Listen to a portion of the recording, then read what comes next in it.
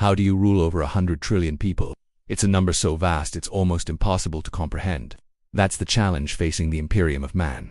With humanity scattered across a million different worlds, each with its own unique culture, environment, and history, how do you forge a unified galaxy-spanning empire? What single idea could possibly bind together a desert nomad, a hive city worker, and a void-born shiphand?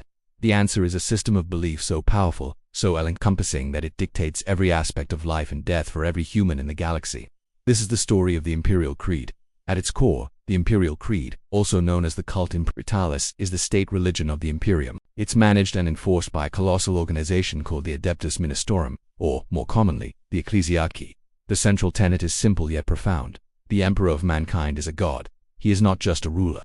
He is the master, protector, and savior of all humanity. Every prayer is directed to him, every sacrifice is made in his name, and every battle is fought for his glory. This belief is the glue that holds the Imperium together, a common denominator for a species spread impossibly thin across the stars.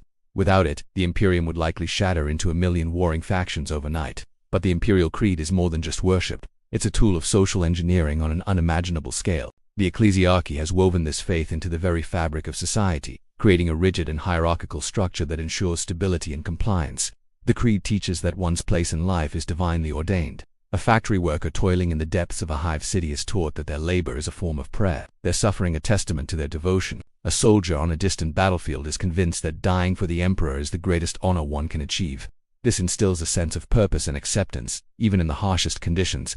It sanctifies suffering and glorifies obedience, turning potential dissent into pious duty. Think about the sheer diversity of humanity. You have feudal worlds living in a medieval-like state, feral worlds where tribes hunt with spears, and sprawling hive cities where billions are packed into continent-spanning structures. The Imperial Creed provides a universal template that can be adapted to any of these cultures. The local sun god of a primitive tribe might be reinterpreted as a manifestation of the emperor. The warrior ancestor spirits of a feudal world become saints of the Imperium. The Ecclesiarchy is masterful at syncretism, absorbing and reshaping local beliefs to fit the imperial narrative. This allows them to bring new worlds into the fold with less resistance, presenting the emperor not as a foreign conqueror, but as the ultimate fulfillment of their own pre-existing faith. This system is what allows the monstrous hive cities to function.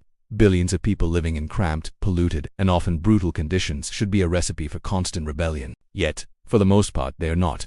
The constant sermons broadcast through voxcasters, the towering cathedrals that dominate the skyline, the public floggings of heretics, all of it serves as a constant reminder of the creed's power. It gives the masses a common enemy, the heretic, the alien, the mutant. It channels their fear, anger, and desperation outwards, away from their masters and towards the designated foes of mankind. It's a system that ensures the vast, uncountable legions of humanity remain a disciplined, compliant workforce, ready to labor and die for an emperor they will never see in a galaxy they will never understand. The Imperial Creed is not just a faith.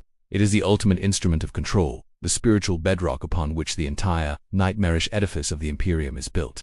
Thanks for watching. If you enjoyed this deep dive into the lore, be sure to hit that like button and subscribe for more content. Let me know in the comments what other aspects of the Imperium you'd like to see covered next. Until then, stay curious.